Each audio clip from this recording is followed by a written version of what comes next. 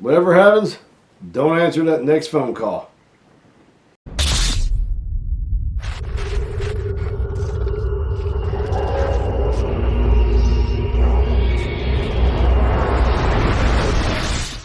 Hey everybody, Shu here. I'm pretty sure it's becoming everywhere now. Your phone rings. Hey, this is Bob. I'm calling you from whatever on a recorded line. Can you hear me clearly? Most people answer yes. That's a scam. Don't answer yes. Bad choice. A couple years ago, there was a scam. Oh, God. Oh, matter of fact, ooh.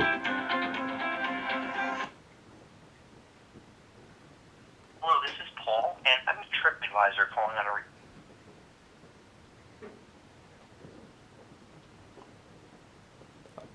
Hello. Perfect timing. That was Paul from TripAdvisor calling on a recorded line. Then they hung up. They thought they heard something, so it automatically hung up. A couple years ago, there was a phone scam that started growing, but then it just faded away pretty quick. I do believe it was called the Yes Scam. Okay, somebody would call you up. Hey, this is Billy Bob Joe from wherever, calling you on a recorded line.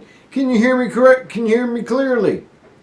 Most people would answer yes. That's a bad thing to do. Primarily because you don't know what you're actually really saying yes to.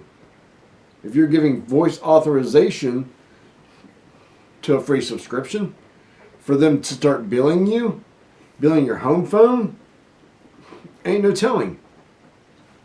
So watch out, okay?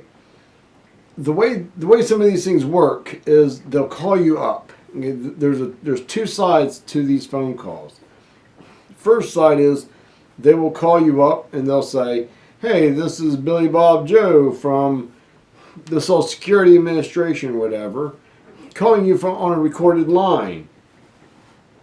Can you hear me clearly?" If you say yes, then you could be authorizing something. If you say anything else, like no, or applesauce, or I'm sorry, what was your name again? It will hang up on you. If you don't answer it in time, it will hang up on you. All they want is that yes. They want your normal talking voice on a phone saying yes.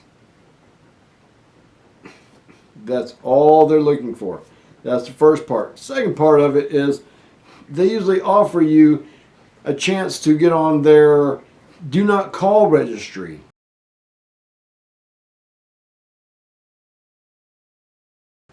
It's usually like an internal do not call registry. You either stay on the line or you push like number 2. If you have to stay on the line, they usually tell you if you want to be added, hit 2 or hit 5 or 9 or whatever. Well, you're going to hit that button, then it's going to ask you either for some additional information so that they can add you, so that they don't accidentally call you no more. It might take 24 hours for it to get into their system, stuff like that.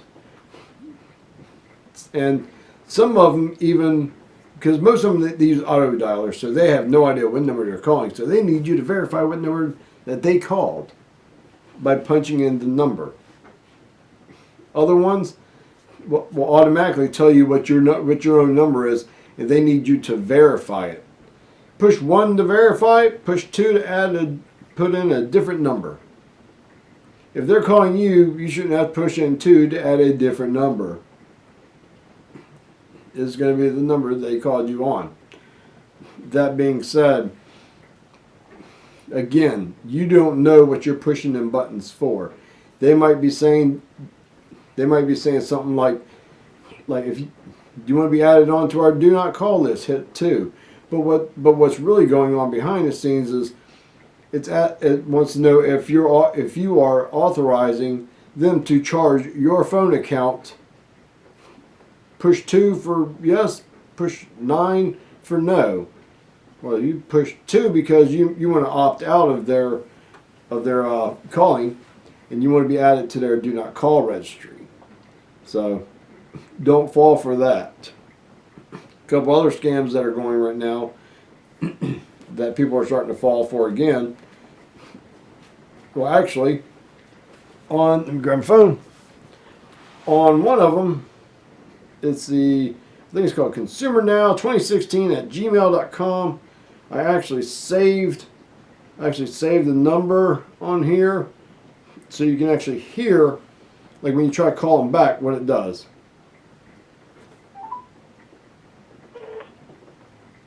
Thank you for calling customer service. Please select from the following options so we can determine how to best assist you, including how to enter your phone number into our do not call registry. Don't do Speak that. with an agent, press 1 now. If you would like to be placed on our internal do not, all our agents are currently unavailable. Please email any questions to customerservicenow2016@gmail.com. Thank you and have a wonderful day. That's what you don't want to do. You do not want to email them at customernow2016@gmail.com, primarily because what will happen is now they have your email address, and then they're going to barrage your email with all kinds of emails.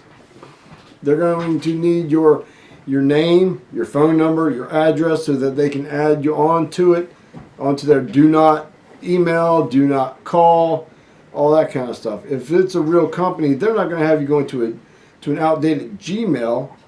No, they're going to direct you to a website, something that is a real website, not a phishing website. And if you ever receive an email from anybody from anybody you don't know that says that they're in a business, automatically scroll down to the bottom of that email. You're going to see a little link. It'll say to unsubscribe. Click here. Most of those is because somehow, somewhere down the long line, you authorize somebody to send you like commercialized products or whatever. You can hit those unsubscribe links at the bottom of the emails. If you do receive an email and they want information from you, look up here at the top corner of your screen where you usually type in yahoo.com, youtube.com, wherever.com, Google, doesn't matter. Right up here on the URL, make sure that the beginning of it says HTTPS. That means that site is secured. It's a secured site. You can't always trust the little lock symbol up there. Okay.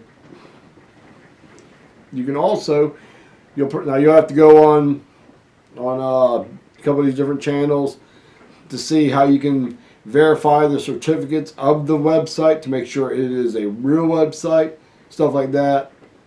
Each website's a little different from each other, but you can also check certificates of websites to make sure that the website that you're going to is real.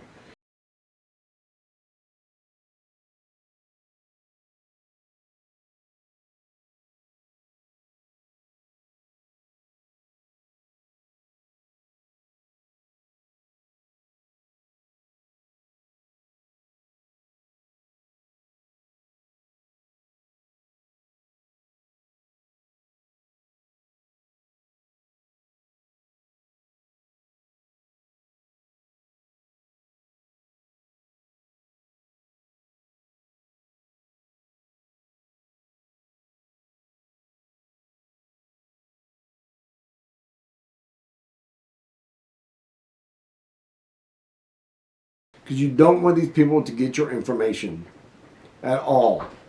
Because they can wreak a lot of havoc just by having your real name, phone number, and email address. They can wreak havoc on your life. And if, God forbid, they get your actual address, that's a lot more that they can do. They can open all kinds of stuff in your name. The internet is full of public records. Those are public records. But those most of those sites are traceable. It's like if somebody tries to access your information, you have like people like LifeLock that protects your information. They can actually go through these, like through some of these public domains, and they can find who accessed that information. They can backtrace a lot of that. Another one is don't let anyone on your computer, like remote desktop in. Do not. Microsoft is not going to want to remote desktop into your computer. Anybody that wants to fix your computer is not going to remote desktop into your computer. They're going to want you to bring your computer to them so that they can physically have it in front of them. Okay? Primarily because what can happen is if they log on to your computer doing a remote desktop, they can actually infect their own systems. That's why real professional people will not do that. There might be somebody out there that does, but most people will not do that. Scammers want to get into your computer because they will do what they call syskey, and it locks you out of your own computer.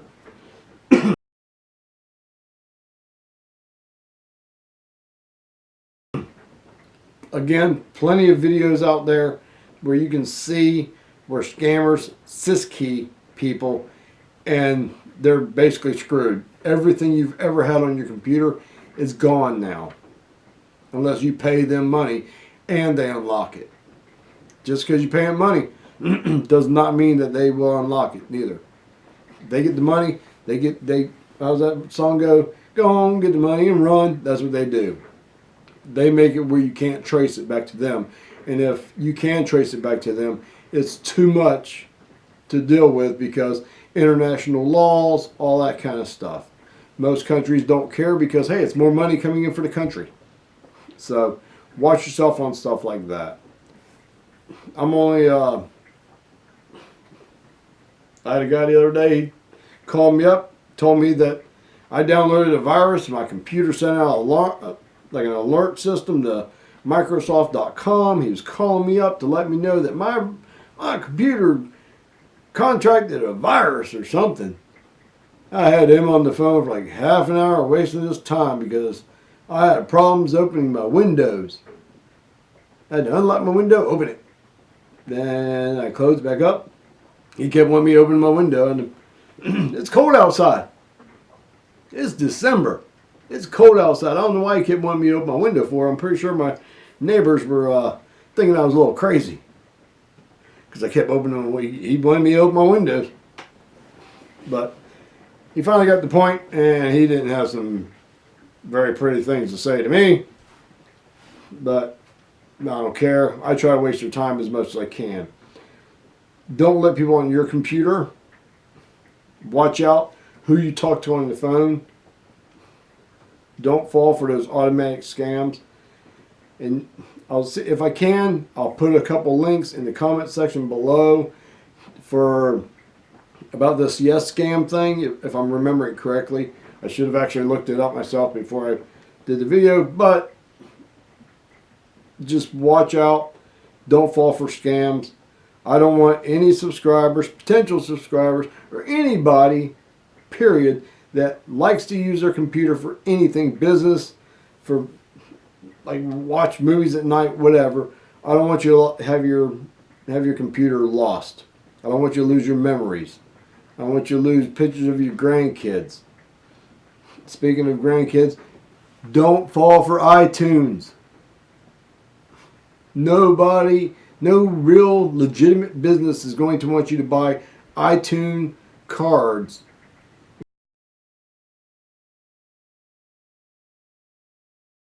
Get 2 iTunes cards, $250 each, and send them the numbers. It doesn't matter. Oh, well, your credit's not good, so we can't trust your credit. We need you to go and buy iTunes cards. Yeah, no, don't fall for that. Hang up on them. Instantly hang up on them. Or ask them for a return number so that you can call them back. And watch. They will give you a number that's not matching the one, number one, the one that they called you from. And number two, the number that they give you is going to be some kind of a very odd number, or it has a plus in the front of it, or 011, like that, if they're really desperate for money. So watch out for those type of scams. There's all kinds of scams. You just got to be vigilant. Don't give out your personal information. Period. Alright, that's about as much as rant and raving as I got for this subject. I just want to make sure everybody out there is safe. This isn't just a East Coast, West Coast thing. Central America, North America, South America, Europe, UK, Scotland, Ireland. It's everywhere. I mean, it is literally everywhere. People gets calls from these people all across the world. Okay, so don't fall for these scams. Until next video, hopefully we get some more subscribers. I don't think we're going to be doing the Mummers Day Parade live this year because we don't have enough subscribers. But hopefully next year we'll do the Mummers Day Parade, like live feeding it. But for everybody that's seen the last couple Mummers Day parades, I'm going to definitely be putting out a video, like once it's over and everything, highlighting it. We're going to see if we can get back into the crowd again, if I can handle all the loud noise and all that stuff again. So stay tuned and stand by, and everybody just be safe out there. Watch out for every time you pick up one of these phones, either your house phone, your home phone. If they do call you and it's a real person, if they call you on your home phone, pick up your cell phone, call the number that they just called you from. If it's disconnected, hang up on them. Or have some fun with them. Just do it safely. So, until the next one, y'all be safe. Y'all have fun. Hit subscribe. Thumbs up. Any little thing helps. So, until the next one, peace.